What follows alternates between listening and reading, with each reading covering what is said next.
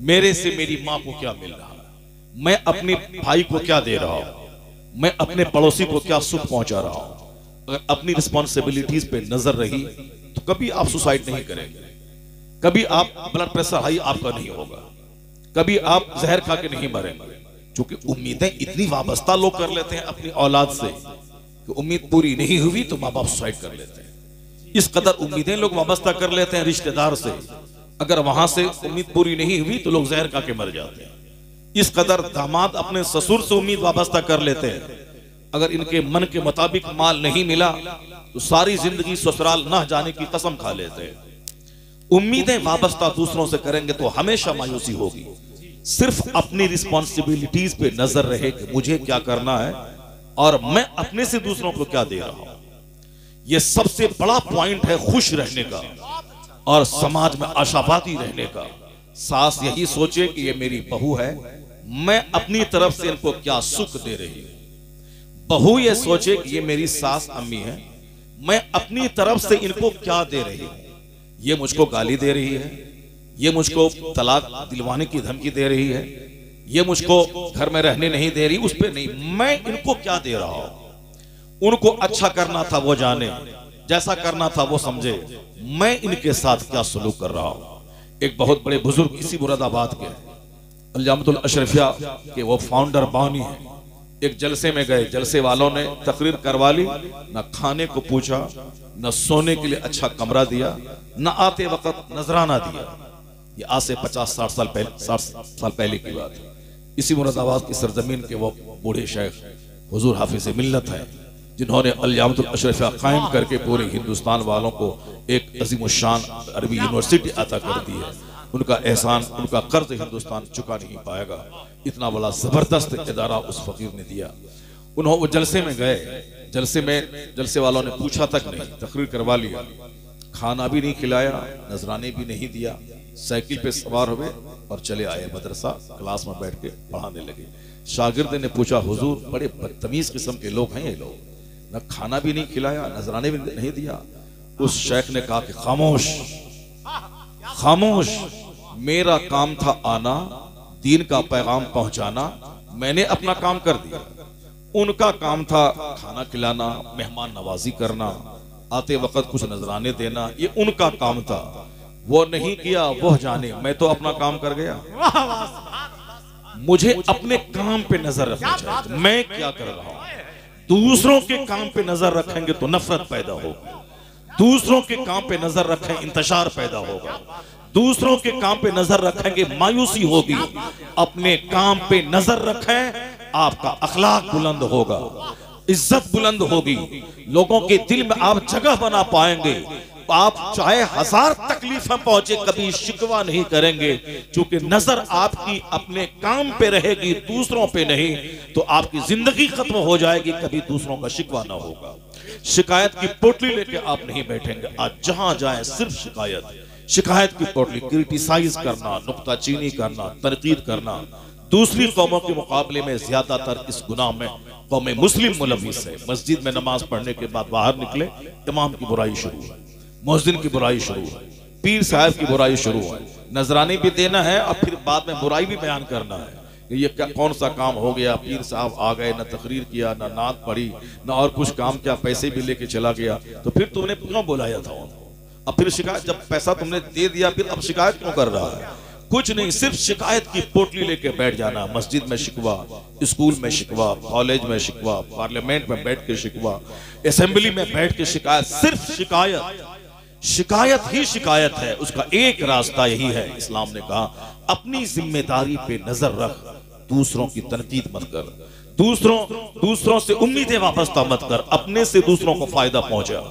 आज जब समाज में इंतशार बर्पा होने लगा, लोग टूटने लगे, केस मुकदमा बढ़ गया, झगड़ा लड़ाई बढ़ गई, तो लोग कहने लगे कि आप पॉजिटिव सोच रखें, अपने से दूसरों को फायदा पहुंचाएं। आदमी वही है जो दूसरों के लिए प्रॉफिटेबल होता। Best among you is one who is profitable for other. तो मैं सबसे अच्छा शख्स वो है जो अपने से दूसरों को लाभ पहुंचाए। आपके पास खरबों माल है, सारा माल आप खा नहीं जाएंगे। अगर 5000 आदमी आपके यहाँ वर्क कर रहे हैं, 5000 चूल्हे में आग सुलग रही है, तो आप यही बोलेंगे मैं दौलत इसलिए कमाता हूं ताकि 5000 परिवार मेरे से वाबस्ता रह के चलता रहे। आज टाटा 100 साल से ज्यादा उस कंपनी की मुद्दत हो गई, लेकिन वो कंपनी सवाल पजीर नहीं हुई। क्यों? इसलिए उससे कई हजार फैमिली वाबस्ता है, कई हजार लोगों का घर उससे चलता है। लोग एक दो ही रोटी खाएंगे, चाहे वो 50 खरब के मालिक क्यों ना हो जाए, वही 2-4 रोटी खाएंगे। इतनी दौलतें क्या करेंगे? उनका कहना होगा आदमी वही है जो अपने से दूसरों को फायदा पहुंचाए।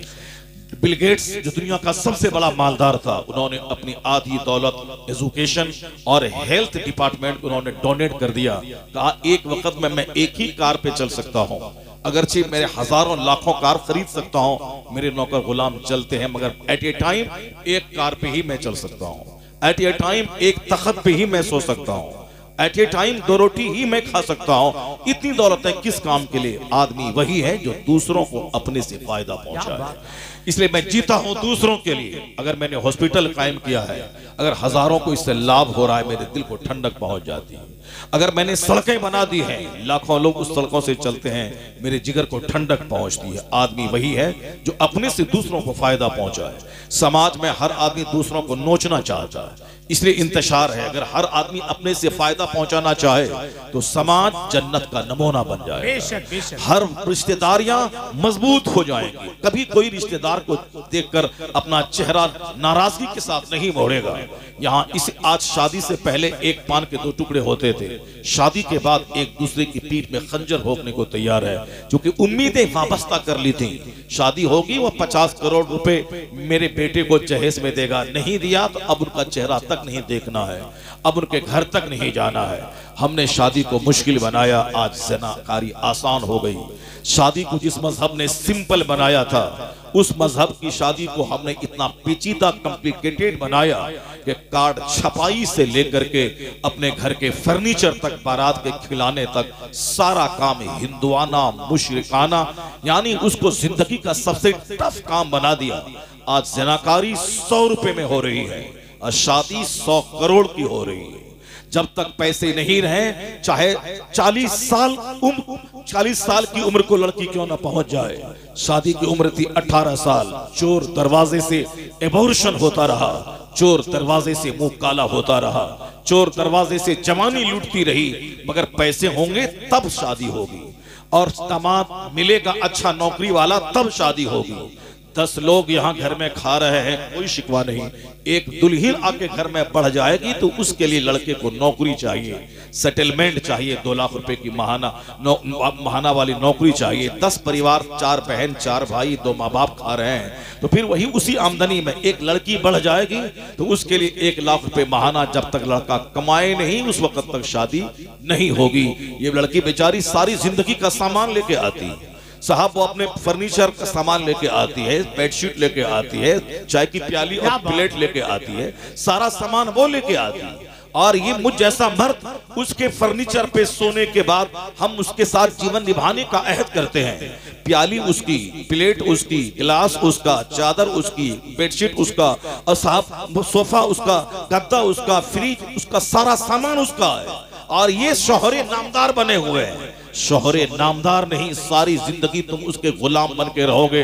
अगर तुमने लड़की वाले को जमीन बेचवा के, चंदा करवा के तुमने अपने घर को सामान से भर दिया तो तुम गुलाम है उस लड़की का। उस लड़की के बाप के हाथ तुम गिरवी है।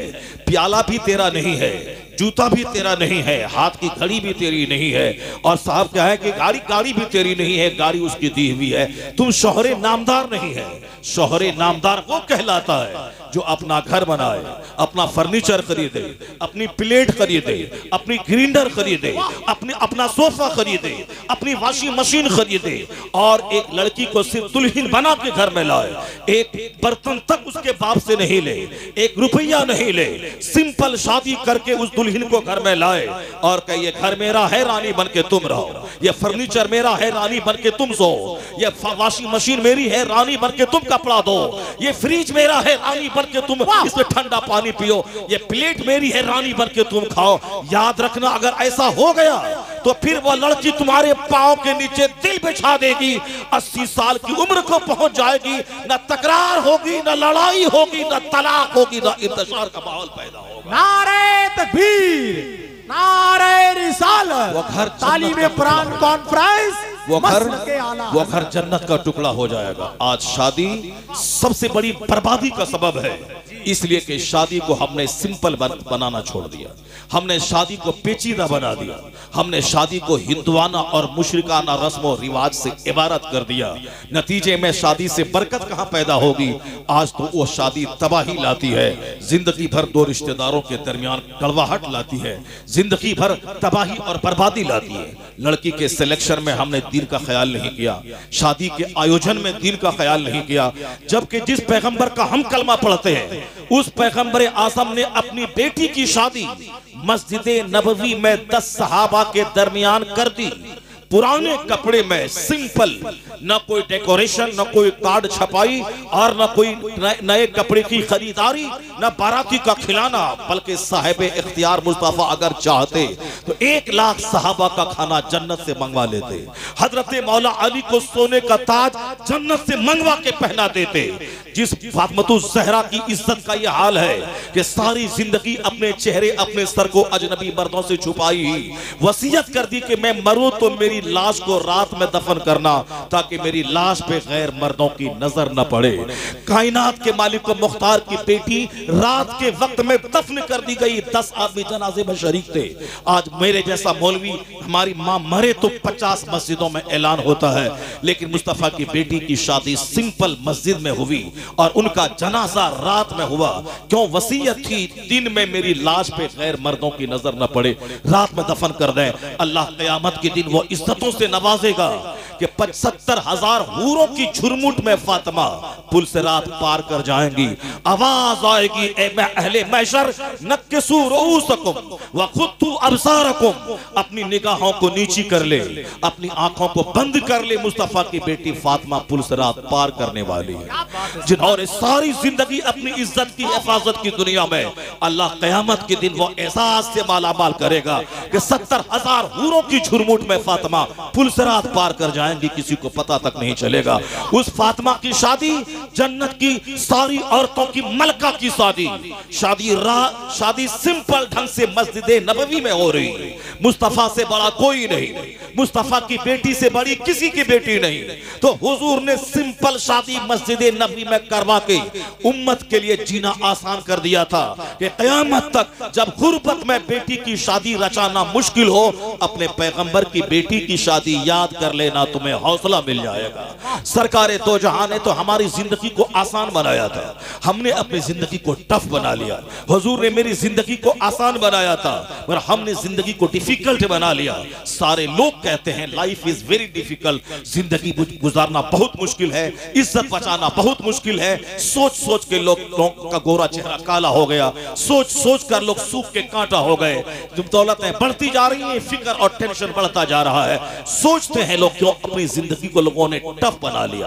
उम्दा खाना, उम्दा कपड़ा, उम्दा गाड़ी, उम्दा बिल्डिंग, दूसरों से मुकाबला, इसने लोगों को अंदर से खोखला कर दिया। यानी एक शादी 1000 की भी होती है, एक शादी 1 करोड़ की भी हो रही है। लोग अब मुकाबला करना चाहते हैं कि सामने वाले से मैं अच्छी शादी करूं ताकि पूरे समाज में मेरा चर्चा हो जाए। क्या चर्चा होगा? तुम करोड़ों रुपए पानी की तरफ बहा देगा। समाज के लोग आके खा के सामने 1 सेकंड के लिए बोलेंगे कि बड़ा शानदार इंतजाम है। 1 मिनट के बाद जहां दोस्तों से आंख मिली, कहेंगे हराम का माल था, लुटा रहा है, लूट के लाया था, कूट के खिला रहा है। यानी दिल से हरामखोर तुम्हें कहेंगे। तुमने अल्लाह को नाराज करके लोगों को खुश करना चाहा, नहीं मिलेगी इज्जत। इज्जत वहां मिलती है, नाराज हो जाए माँ बाप, नाराज हो जाए समाज, नाराज हो जाए रिश्तेदार, मगर खुदा नाराज ना हो, मुस्तफा नाराज ना हो। अगर खुदा रसूल की खुशनुदी तलाश की गई और सारे लोग नाराज हुए तो अल्लाह उनकी इज्जत लोगों के दिल में डाल देता है। क्योंकि इज्जत देने वाला अल्लाह है, जलील करने वाला अल्लाह है। तो अल्लाह रसूल को नाराज करके इज्जत मत तलाश कर, अल्लाह रसूल को राजी करके इज्जत तलाश कर। यहां भी गुर्बत में बादशाह जैसी जिंदगी मिलेगी और जब मरेगा तो मुस्तफा की शफाअत से जन्नत मिलेगी।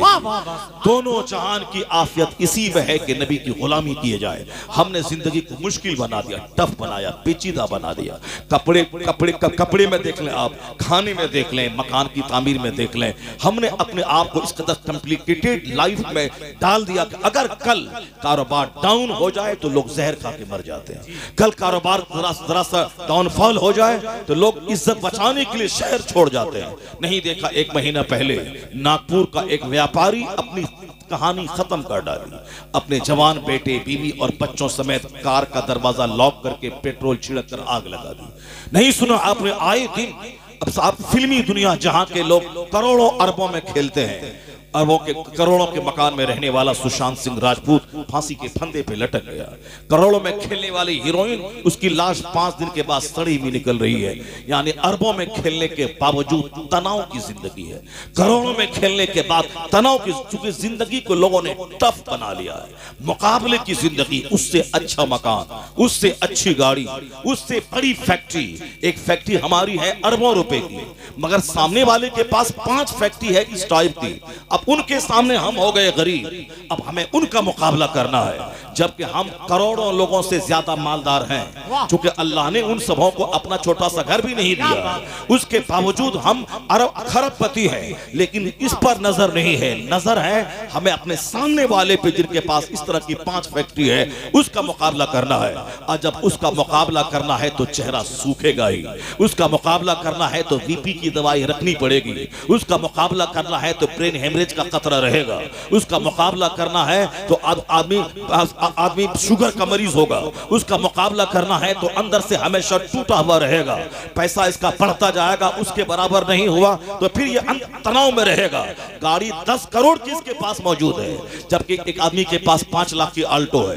कहां 5 लाख की आल्टो, कहां 10 करोड़ की कार। उसे तो जब भी वो कार पे चलेगा तो 1000 बार दरूद पढ़ना चाहिए, 1000 बार कलमा पढ़ना चाहिए। उसे कार से उतरने के बाद 2 रकात नमाज नफल पढ़ना चाहिए। मालिक, सामने वाले के पास 5 लाख की आल्टो है, मेरे पास 5 करोड़ की कार है, तेरा करोड़ों एहसान है। यानी जब नेमत बढ़े तो इबादत बढ़ा देनी चाहिए, शुक्र बढ़ा देना चाहिए, मगर नहीं, नजर आल्टो पे नहीं है, नजर है 20 करोड़ वाली कार, 20 करोड़ की कार वाले पर, कि उसके पास 20 करोड़ की कार है, मुझे भी खरीद लेना है। या 10 करोड़ की कार, उसके सामने एक गरीबों की कार हो गई। अब जब 20 करोड़ की कार खरीद लेता है तो सामने वाला आदमी 100 करोड़ की कार ले आता है। अब ये 20 करोड़ कहां 100 करोड़। अब ये मुंह चोरा के रहता है कि उनके सामने मेरी कार खड़ी रही तो एक गरीब की कार हो जाएगी, अब मुझे 100 करोड़ की खरीदना है। मर जाओ उसी में, लथपथ होके मर जाओ, हैरान परेशान होके मर जाओ, इसी मुकाबले में मर जाओ, सुकून जिंदगी में कहीं नहीं मिलेगा। इस तरह सब बेकरारी बढ़ती रही समाज में। अब हिंदुस्तान के पॉलिटिशियन, अमेरिका के बड़े बड़े स्कॉलर कहते हैं, क्यों अपनी जिंदगी को टफ बनाता है, अपने आप में सेटिस्फाइड रह, जो तेरे पास कमाई है। अपने से नीचे लोगों को देख ले, अपने से ऊपर वालों को देखेगा तो जो पैसा है तेरे पास वो भी कम दिखाई पड़ेगा, मर जाएगा तुम। आज अखलाकियात के इस पॉइंट पर अमेरिका का स्कॉलर लोगों को उपदेश दे रहे हैं, अपने से ऊपर ने अपने से नीचों को देखें, जो आपकी हालत है उसे सेटिस्फाइड रहे, अब मस्त रहे, ज्यादा टेंशन और तनाव में ना जिए, वरना एक दर्जन बीमारी की आमाजगाह आपका बदन बन जाएगा। जब हिंदुस्तान के जवानों की बड़ी तादाद शुगर और दूसरे ब्लड प्रेशर हाई के मर्ज में गिरफ्तार हो गई तो हिंदुस्तान का पॉलिटिकल लीडर अब पानी बिजली सड़क की बातें छोड़कर जवानों की जिंदगी बचाने के लिए उपदेश दे रहे हैं कि अपने आप में सेटिस्फाइड रहिए। नौकरी पढ़ने का मकसद नौकरी नहीं है, पढ़ने का मकसद है अच्छा शरीफ इंसान बनना, अच्छी लाइफ गुजारना। पढ़ने के बाद ट्रेन की पटरी उखाड़ना, बैंक को जलाना, एटीएम को लूटना नौकरी चाहिए, पढ़ने का मकसद नौकरी नहीं। प्रधानमंत्री को बोलना पड़ा कि पकोड़ा बेचे मगर पढ़ने के बाद बेचे, अब पढ़ने का मकसद नौकरी नहीं है, उसे बोलना पड़ा कि मोरालिटी, अखलाकियात ये आदमी की जिंदगी का मकसद होता है। ये क्या तमाशा है कि नौकरी नहीं मिली तो मैं पोस्ट ऑफिस जला दूं, मैं एटीएम को लूट लूं, मैं रेल की पटरी उखाड़ दूं। मैं कोशिश करता हूं कि नौकरी मिले हर पढ़े लिखे को, मगर हर पढ़े लिखों को नौकरी देना ये मुश्किल काम है। और फिर पढ़ने का मकसद नौकरी ही नहीं है। पढ़ने का मकसद है अच्छा जेंटिल शरीफ समाज का एक अच्छा शहरी बनना। उन्हें बोलना पड़ा कि अगर जीना है, जिंदगी का मजा लेना है तो अपने आप में सेटिस्फाइड रहिए। 10,000 रुपए कमाते हैं उसी में मुतमईन रहिए, मस्त रहेंगे आप। अगर दूसरों का मुकाबला शुरू किया तो 10 खरब भी कमाने के बाद चूंकि मुकाबला हो ही नहीं सकता है। आप 10 खरब कमाएंगे वो 50 खरब पे पहुंच जाएगा, आप 50 खरब कमाएंगे वो 100 खरब पे पहुंच जाएगा, तो मुकाबला हो नहीं पाएगा। 70-80 साल में मर के मिट्टी में मिल जाएंगे। इसलिए जिंदगी का मजा लेना है तो सिंपल रहिए, जिंदगी का मजा लेना है तो सादगी पसंद बनिए, जिंदगी का मजा लेना है तो be simple, be civilised, be disciplined, be satisfied. जिंदगी का मजा लेना है सब्र और कनात से काम लीजिए। मैं आपको कहता हूं जिस बिंदु पर आज हिंदुस्तान और अमेरिका के दानिश्वर जोर दे रहे हैं, उस बिंदु पर हमारे पैगंबर ने 1400 साल पहले क्या उपदेश दिया है। इन लाखों दानिश्वरों की निगाह जहां आज पहुंची है, वहां मुस्तफा की निगाह कहां 1500 साल पहले पहुंची है। हुजूर ने कहा है अल बसासतु मिनल ईमान, सादगी ईमान का हिस्सा है। Simplicity is the part of faith, सादगी ईमान का हिस्सा है। खाने में सादगी, मकान बनाने में सादगी, गाड़ी खरीदने में सादगी, शादी ब्याह में सादगी, खतना अकीका वलीमा बरसी चारम तीजा में सादगी, जीवन के हर मोड़ में सादगी।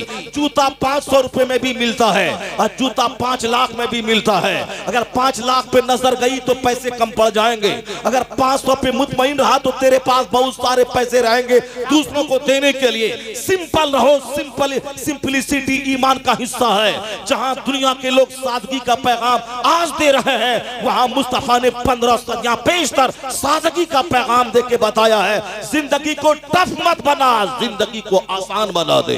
दुनिया के लोग कहते अपने से ऊपर वाले को मत देख। मुस्तफा ने 1400 साल पहले कहा था उनजुरु इला मन हुवा अस्फल मिनकुम वला तंजुरु इला मन हुवा फौककुम। उसको मत देख जो तुमसे माली हालत में ऊपर है, उसको देख जो माली हालत में नीचे है। नीचे वालों को देखेगा तो तुझे तेरी नेमत बहुत बड़ी समझ में आएगी, अल्लाह की नेमत का शुक्र अदा करेगा। ऊपर वाले को देखा तो हमेशा हकलान रहेगा, तबाह बर्बाद रहेगा, कुर्बान जाओ। इसलिए तो हमारे आला हजरत ने कहा कोई स्कॉलर बड़ा नहीं, कोई प्रोफेसर बड़ा नहीं, कोई साइंटिस्ट बड़ा नहीं, सबसे आला मौला हमारा नबी, सबसे बाला व वाला हमारा नबी। सारे अच्छों में अच्छा समझिए जिसे है उस अच्छे से अच्छा हमारा नबी। नारे तकबीर, नारे रिसालत, तालीमे कुरान कॉन्फ्रेंस, मसलके आला हजरत। बहुत अच्छा हजरत, जिंदाबाद जिंदाबाद। इससे हट के अगर आपने जिया तो जिंदगी का मजा तल्ख हो जाएगा, जिंदगी का मजा कड़वा हो जाएगा। सिवाय जहर खाने के, खुदकुशी करने के कोई दूसरा रास्ता नहीं रह जाएगा। आज देख रहे हैं कि आज घूमने का एक कल्चर शुरू हो गया है, घुमक्का का कल्चर शुरू हुआ है। यानी घर 50 करोड़ का बना दिया है, फिर भी बीवी बाल बच्चे को लिया और चले गए कश्मीर। कश्मीर में क्या देखना है? पहाड़ देखना है, नदी नाला देखना है, झरना देखना है। अपना 50 करोड़ का घर। पहले घर बनता था, दीवार बनी, छत हो गई, प्लास्टिंग हुआ, चूना गर्दानी हो गई, आराम से एक अच्छा घर हो गया।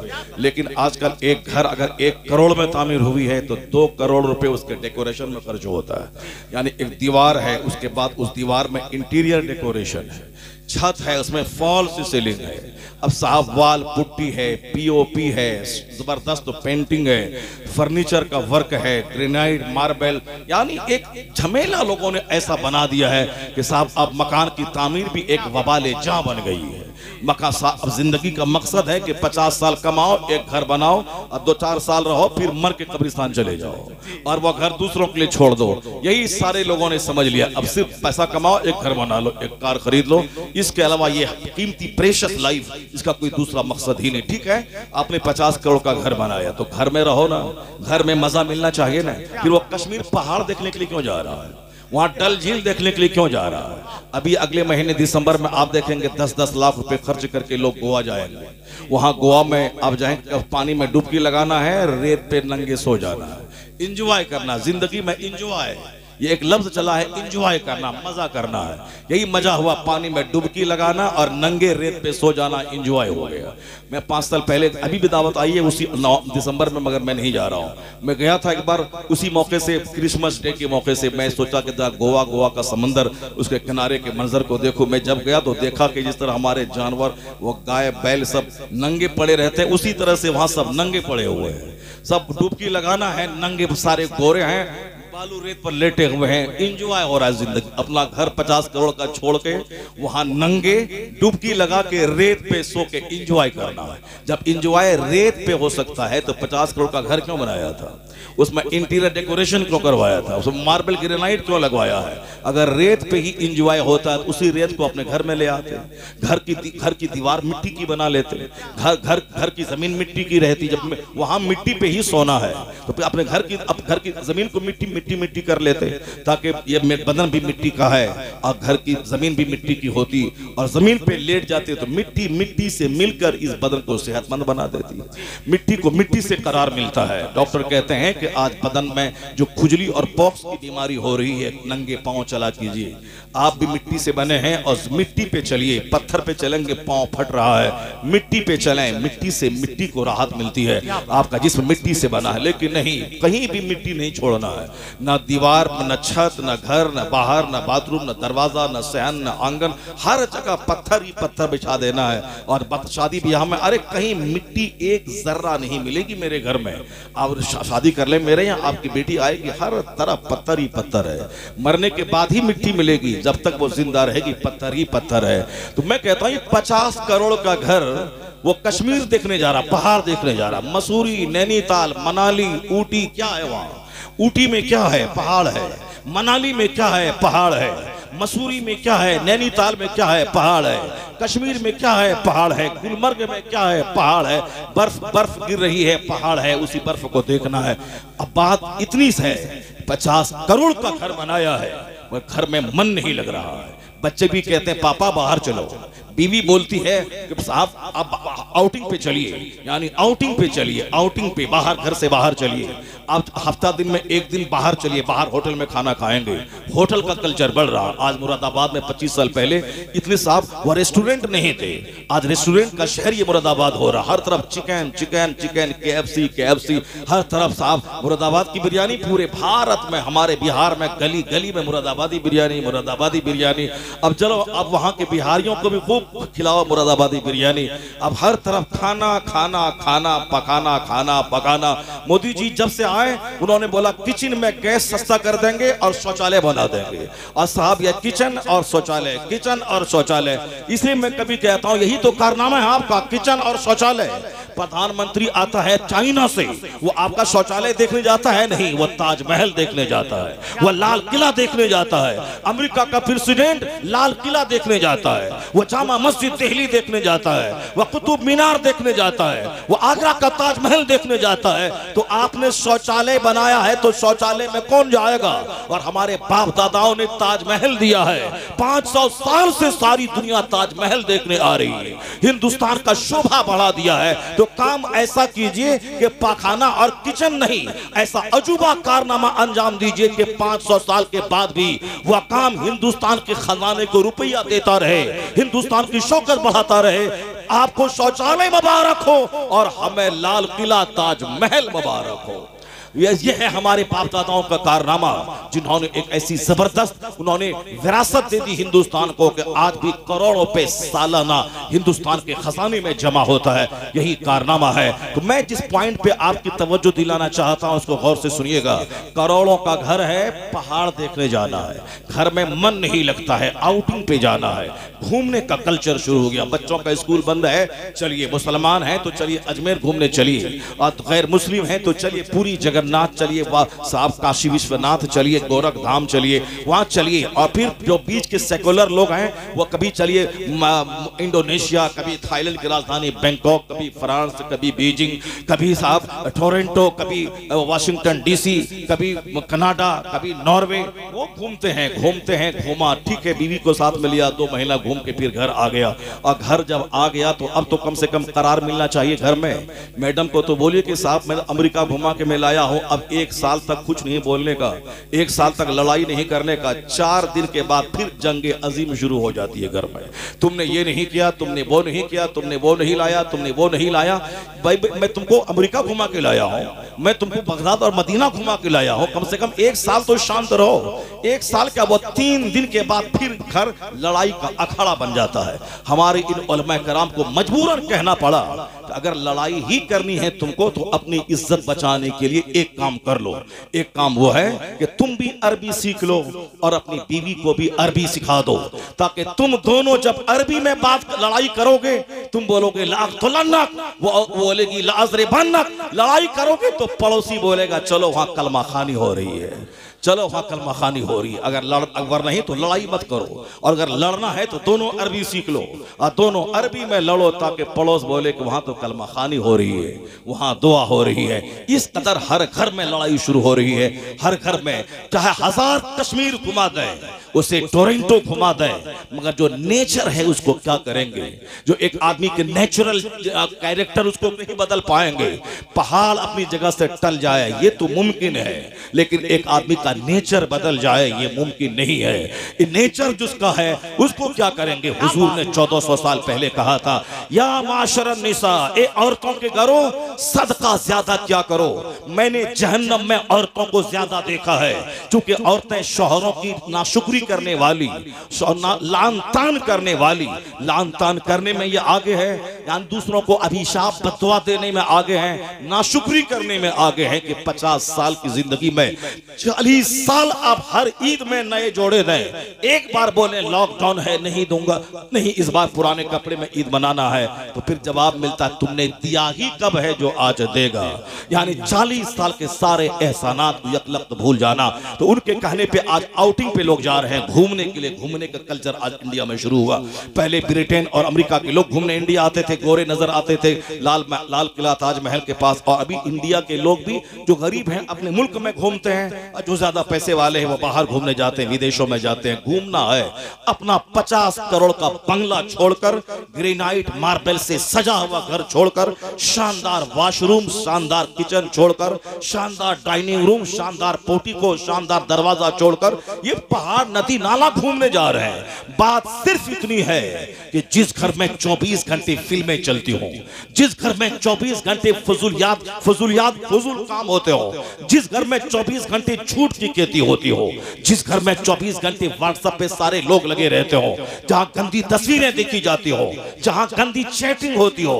जवान लड़का है वो गर्लफ्रेंड के साथ चैटिंग में लगा है, जवान लड़की है वो बॉयफ्रेंड के साथ चैटिंग में लगी है, ये जवान मर्द है बाप ये दूसरी औरतों से चैटिंग में लगा है, ये माँ है औरतें ये दूसरे मर्दों से चैटिंग में लगी है। यानी ये घर नहीं ठहरा, 24 घंटे मोबाइल चलाने का अड्डा। और मोबाइल में अच्छी बातें नहीं, सिर्फ गंदी बातें, गंदी तस्वीरें, गंदी चैटिंग। तो जो करोड़ों के घर में जहां फिल्में देखी जाएंगी, जहां 10 आदमी है कोई फजर की नमाज नहीं पढ़ा, एक वक्त की नमाज छोड़ना हराम और गुनाह कबीरा है। और जिस घर में 5 वक्त गुनाह कबीरा होता हो, उस घर में शैतान का आना जाना होता है। जहां रात के 3-3 बजे तक फिल्में देखी जाती हो, और वहां रात फजर के टाइम में जब फरिश्ता रहमत लेके जमीन पे आता है, उस वक्त घर के सारे लोग मुर्दार बन के सो जाते हो और दिन के 10 बजे उठते हो जो काम काफिर भी ना करता हो।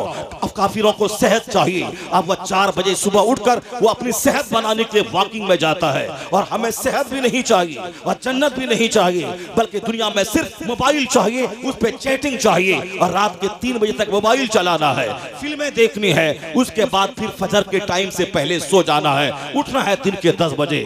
जिस घर में नमाज फर्ज थी, न मर्द कोई पढ़ा न औरत कोई पढ़ी, जिस घर में रात भर फिल्में देखी गई, जिस घर में रात भर चैटिंग की गई हो, वो घर शैतान का अड्डा हो जाता है। यही वजह है कि वो घर अब रहने के काबिल नहीं होता, वो घर छोड़ के बाहर घूमने का मन करता है। आदमी घर से बाहर घूम रहा है, होटल में जा रहा है, पहाड़ नदी नाला देखने जा रहा है। उनसे पूछ ले जिसके घर में नमाज़े पंजगाना है, जिसके घर में तिलावत है, जिसके घर में इबादत है, जिसके घर में हजार बार दुरूद है, जिसके घर में रात भर कुरान खानी है, जिसके घर में तहज्जुद है, जिसके घर में इशराक है, 50 50 साल हो गए, दीवार टूटी है मगर घर जन्नत का टुकड़ा बना हुआ है। घर छोड़ने का मन नहीं करता, क्यों कि जिस घर में इबादत हो तिलावत हो वहां फरिश्तों का आना जाना है। जब फरिश्तों का आना जाना हो वह घर काबिले रश्क बन जाता है, जन्नत का टुकड़ा बन जाता है। उस घर में रहता जाए वह घर छोड़ने का मन नहीं करता।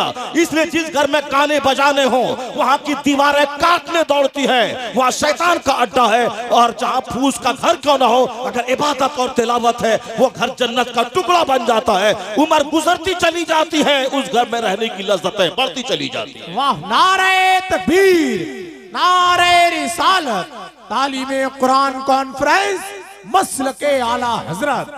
सुभान अल्लाह। अल्लाह ने सच्चा सुकून इबादत में रखा है। अल्लाह ने सच्चा सुकून जिक्र इलाही में रखा है। अल्लाह ने सच्चा सुकून जिक्र और दरूद में रखा है। इससे हट के जो जिएगा सच्चा सुकून नहीं मिलेगा। माल मिल जाएगा, घर मिल जाएगा, गाड़ियां मिल जाएंगी, मगर जो इत्मीनान तलब है वो नेमत नहीं मिलेगी। आज आपके पास क्या दौलतें होंगी? दौलतें तो कुफार और मुशरिकीन के पास है। इतनी दौलतें हैं कि साहब पैसे सड़ रहे हैं, उन्हें खुद पता नहीं कितने पैसे उसके पास मौजूद है। हमारे पास पैसे कितने हो सकते हैं? 2, 4, 5, 10, 20, 50 करोड़ रुपए। जो हमारे चंद मुट्ठी भर लोग हैं उनके पास खरबों रुपए, मगर वहां उधर जाके देखें दूसरी दुनिया में पैसे महकते हैं, पैसे सड़ रहे हैं। साहब यूनिसेफ के नाम पे, दूसरे ममालिक में सड़कों की तामीर के नाम पे, पोलियो ड्रॉप के नाम पे, एजुकेशन और हेल्थ डिपार्टमेंट पैसे लोग लगाते हैं। इतने पैसे हैं कि वो क्या करेंगे? उन मुशरिकों के पास इतने पैसे हैं, हमारे पास पैसे नहीं है। एक तो पैसा कमाने का ढंग भी मेरे पास नहीं है। यह जिंदगी अल्लाह ने दी है स्ट्रगल करने के लिए, जद्दोजहद करने के लिए। हमें नमाज फजर से लेके जोहर तक कोई नमाज फर्ज नहीं है। वो 8 घंटे हैं स्ट्रगल करने के लिए, वो 8 घंटे हैं जद्दोजहद करने के लिए, वो 8 घंटे हैं मेहनत करने के लिए।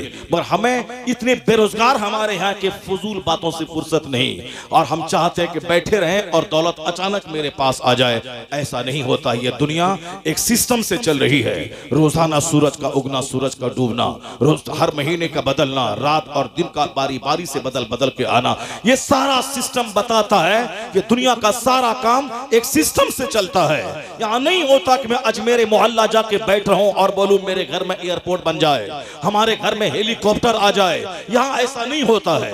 यहाँ मेहनतें की जाती है, यहाँ स्ट्रगल किया जाता है, यहाँ जद्दोजहद की जाती है, उसके बाद कामयाबियां कदम चूमती हैं। हमारी तरफ से मेहनतें बढ़े, उधर से खुदा की रहमत आ जाए, उसी बंदे की कामयाब, उसी बंदे को वही कामयाबी उसका कदम चूमती है, कामयाबी से बंदा हमकिनार होता है। यहाँ हमारी तरफ से स्ट्रगल जाए। मैदान बद्र में मुस्तफा पहुंच के अल्लाह से दुआ करते हैं। यह दुआ मदीने में भी कर सकते थे, लेकिन यह बताया मुस्तफा ने कि घर से बाहर निकल के मैदान जंग में जाके अपनी तरफ से तदबीर करने के बाद ये बोल कि मेहनत मेरी और रहमत तेरी, इधर से मेरी मेहनत जाए, उधर से रब की रहमत आए, कामयाबी कदम चूमे। दूसरी कौमें कामयाब बाद में होंगी, कौमें मुस्लिम पहले, क्योंकि उनके पास तदबीर है, उनके पास स्ट्रगल है, उनके पास जद्दोजहद और मेहनतें हैं। खुदा की रहमतें उनके पास नहीं है। मेरे पास खुदा की रहमत मेरा इस्तेकबाल करने को तैयार है, मगर एक काम स्ट्रगल तो हो जाए, जद्दोजहद तो हो जाए। हुजूर कहते हैं तुम एक कदम अल्लाह की तरफ बढ़ो, अल्लाह की रहमतें 10 कदम तेरी तरफ बढ़ जाएंगी। तुम अल्लाह की तरफ चलना सीखो, अल्लाह की रहमतें दौड़कर तेरा इस्तेकबाल करेंगी। चलो तो सही, घर से बाहर निकलो तो सही, मेहनत करो तो सही, दुनिया के सिस्टम का फॉलो करो तो सही। तुमने मुस्तफा की बात अगर मान ली तो तुमने सिस्टम से जिंदगी गुजारी तो तुम्हारी जद्दोजहद इधर से जाएगी, उधर से खुदा की रहमतें आएंगी। फिर दूसरी कौमें बाद में कामयाब होंगी, कौमें मुस्लिम सबसे पहले कामयाब होगी। आपने नहीं देखा कि कुरान करीम में हर चैप्टर में मेहनत की बात, जद्दोजहद की बात, इस दुनिया और आखिरत के सजाने संवारने की बातें की गई हैं। जहां तक सवाल रहा इल्म के ताल्लुक से, इस कदर जोर कुरान ने दिया है, इतना जोर दुनिया की किसी दूसरी किताब ने नहीं दिया है। कुरान ने कहा नून कलम वमा यस्तुरून, यानी कलम और उसके लिखे की कसम, कलम और उसके लिखे की कसम। ये पेन, ये कलम का चर्चा कुरान करीम में आया है। यानी कलम और उसके जितने भी मुताल्लिकात है, राइटिंग और रीडिंग के ताल्लुक से आया है कि कुरान में 800 जगहों पे सिर्फ रीडिंग का जिक्र आया है। 800 जगहों पे 6666 आयतों में कमोबेश 800 जगहों पे सिर्फ रीडिंग की बात आई है। सबसे पहली आयत जो कुरान की नाजिल हुई वो है इक़रा बिस्मि रब्बिकल लज़ी खलक, read in the name of your Lord who created, अपने रब के नाम से पढ़िए जिसने आपको पैदा किया, यानी पढ़िए रीडिंग। सबसे पहली वही जो कुरान की सूरत में नाजिल हुई वह लफ्ज़ रीड से शुरू होता है कि पढ़िए, पढ़ना है। चूंकि कौम मुस्लिम को दुनिया से बुराइयों को मिटाना है, यह कौम मुस्लिम सबसे बेहतरीन गिरोह है, इसे अपना भला करना है, दुनिया का भला करना है। तो दुनिया की भलाई सिवाय पढ़ाई की किसी चीज से नहीं हो सकती है। एजुकेशन के बगैर कोई आदमी अपने आप को पहचान सकता है, न अपने खालिक को पहचान सकता है, न बुराइयों को पहचान सकता है, न भलाइयों को पहचान सकता है। रिकॉग्निशन, मारिफत बगैर इल्म के मुश्किल है। बगैर इल्म के न बंदा खुदा को पहचान सकता है, न बंदा दुनिया में बादशाहत कर सकता है। इसलिए बादशाहत के लिए भी इल्म चाहिए, बादशाहत के लिए ताकत चाहिए, बादशाहत के लिए हिकमत चाहिए, बादशाहत के लिए ताकत चाहिए। औरंगजेब ने बता दिया कि इल्म जब हो तो 50 साल तक हिंदुस्तान अल्लाह औरंगजेब के हवाले कर देता है। जो 6 महीने में हिफ्ज़ कुरान करने वाला औरंगजेब, आलिम दीन औरंगजेब, फतवा आलमगीरी का मुरत्तिब औरंगजेब, 50 साल चंद महीना पूरे भारत पे शासन करने वाला औरंगजेब, तहज्जुद पढ़ने वाला औरंगजेब, नमाज़े असर की सुन्नत गैर मुअक्कदा पढ़ने वाला औरंगजेब। और जब जमा मस्जिद दिल्ली से निकलता था तो मुल्ला अहमद जीवन जैसे उस्ताद की चप्पल सीधी करता था तो सारा हिंदुस्तान तमन्ना करता था कि काश मेरा बेटा भी आलिम होता। तो जो सम्मान